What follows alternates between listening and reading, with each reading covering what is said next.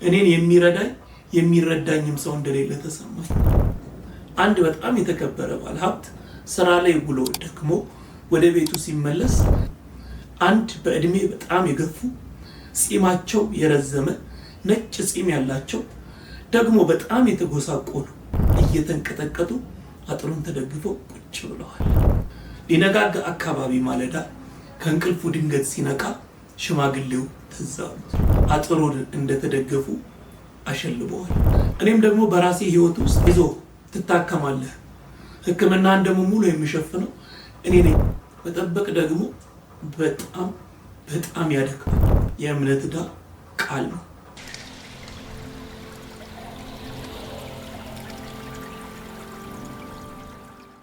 በመላው ዓለም ላይ የምትገኙ የአዲስ ሕይወት ፖድካስት ተከታታዮች፣ ወዳጆቼ፣ አክባሪዎቼ በያላችሁበት ሰላም ለእናንተ ይሁን። እንዴት ናችሁልኝ? እኔ እግዚአብሔር ይመስገን ደህና ነኝ። እንግዲህ እንደተለመደው ሳምንታዊ መልእክቴን ደግሞ በድጋሚ ይዤላችሁ ቀርቤያለሁ። ይቅርታን፣ ሰላምን፣ እርጋታን፣ ጤናን፣ መረጋጋትን ስትሹ የምትመርጡት ይህ ፖድካስት ሳምንታዊ መልእክቱን ደግሞ ይዤ መጥቻለሁ።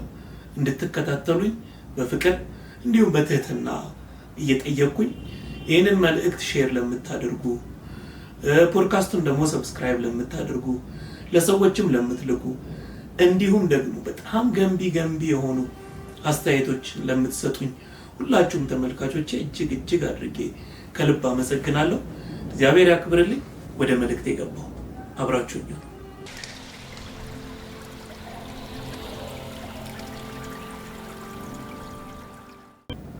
አንድ በጣም የተከበረ ባለሀብት ስራ ላይ ውሎ ደክሞ ወደ ቤቱ ሲመለስ እቤቱ አጥር ጥግ አንድ ነገር ተመለከተና በጣም ደነገጠ። ያየውም ነገር ትኩረቱን ስለሳበው ጠጋ አለና አየ። አንድ በእድሜ በጣም የገፉ ጺማቸው የረዘመ ነጭ ጺም ያላቸው ደግሞ በጣም የተጎሳቆሉ እላያቸው ላይ የተበጣጠቀች ቲሸርት የለበሱ ሰው የሱን ቤት አጥር ተደግፈው በዛ በሚወርደው ዝናብ በዛ በሚወርደው በረዶ እየተንቀጠቀጡ አጥሩን ተደግፈው ቁጭ ብለዋል። ያ ባለሀብት መኪናውን እየነዳ ሳያቸው በጣም ደነገጠና ጠጋ አድርጎ አቁሞ ወረደና ጋሼ አላቸው። ጋሼ በዚህ ብርድ አይበርዶትም? ለምንድነው ወፍራም ልብስ ማይለብሱት? ለምንድነው ማይደርጉት ብሎ ጠየቃቸው። ሽማግሌውም ቀና ብለው አዩትና ልጄ እኔም ብዙ ነገር የነበረኝ ሀብታም ነበርኩ፣ ሞቃት ልብስም ነበረኝ። ዛሬ ግን አጣሁ፣ ተቸገርኩኝ።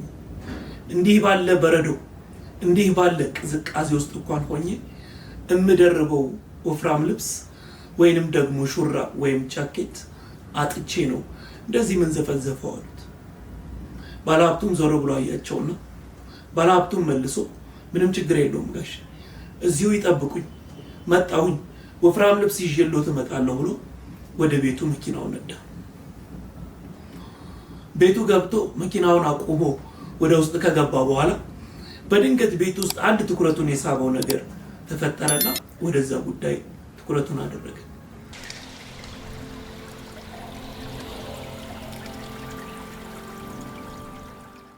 ሰውየው ቤት ያለውን ጉዳይ ከጨረሰ በኋላ ከቤተሰቦቹ ጋር ጊዜ ያሳልፉ ገባና ተኛ።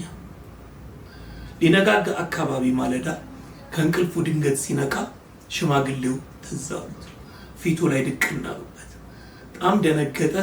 ቶሎ ብሎ ከአልጋው ወርዶ ልብስ ከለበሰ ከደረበ በኋላ ለሽማግሌውም የሚሆን ወፍራም ልብስ ይዞ እየገሰገሰ በሩን ከፍቶ ወደ ውጭ ሄደ።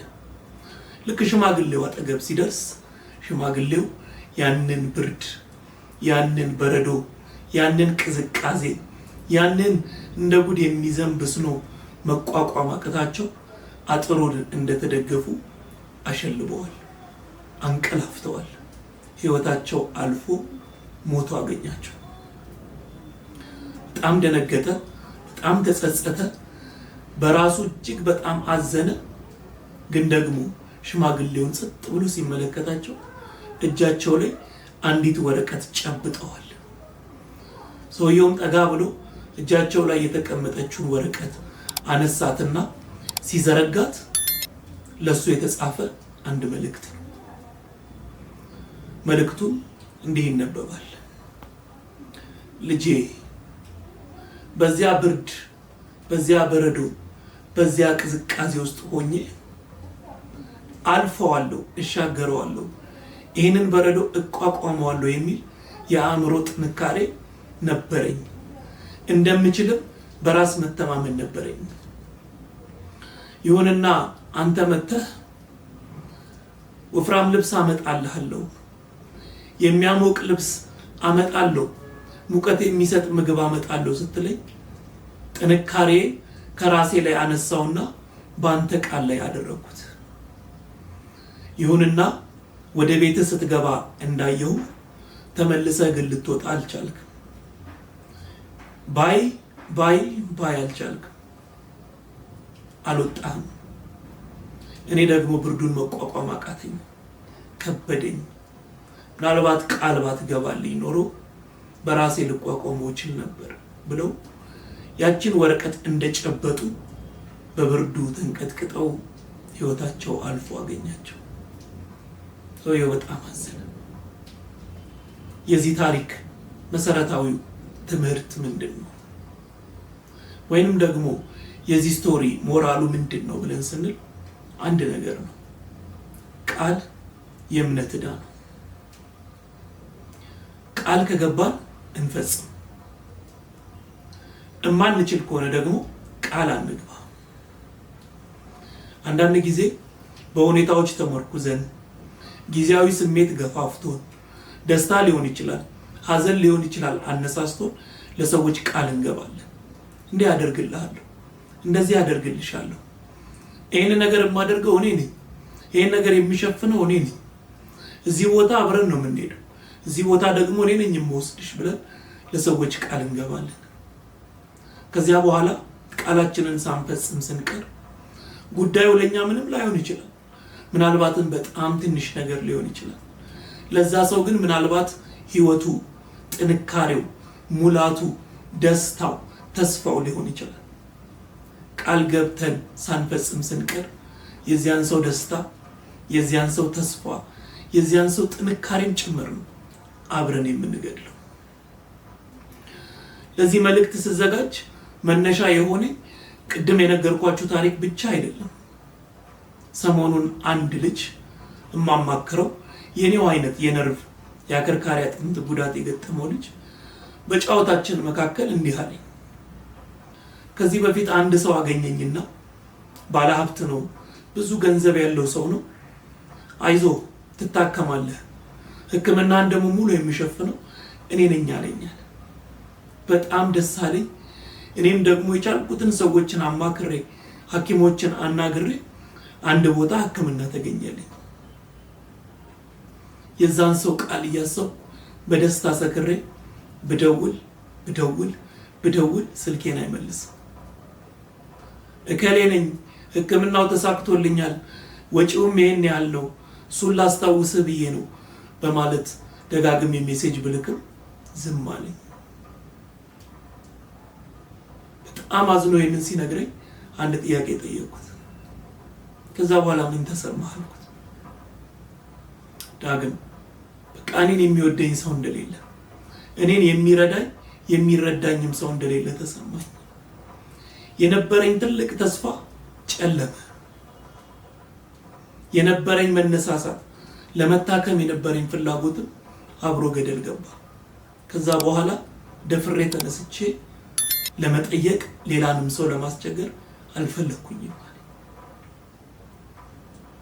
አያችሁ፣ አንዳንዴ ለሰዎች እንደ ቀልድ የምንገባው ቃል፣ እንደ ቀልድ የምንሰጠው ተስፋ እኛ ባለመፈጸማችን ምክንያት ብዙ ሰው ነው የሚሞተው።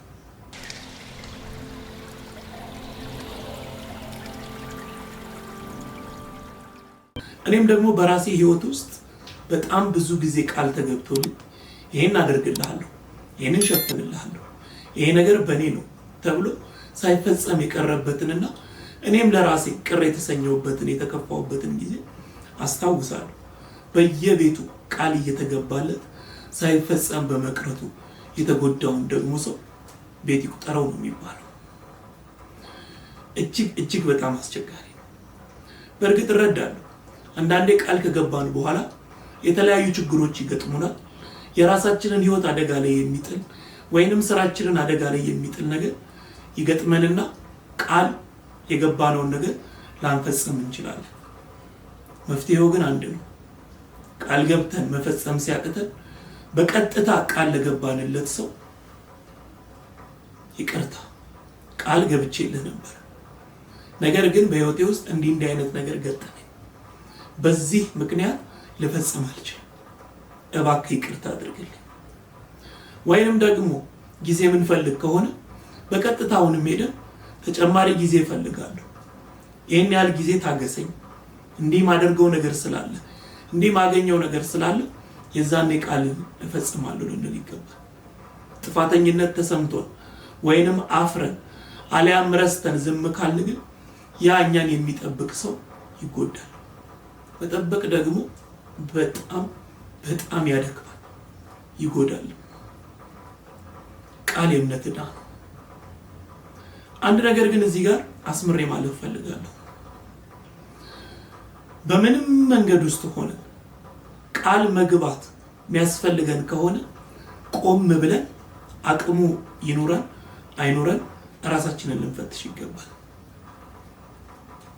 አቅሙ ከሌለ በተቻለ መጠን ዝም ማለት፣ አቅሙ ካለን ደግሞ አስበንበትና አቅደንበት ይሄንን አደርጋለሁ ማለት መልካም ነገር ነው።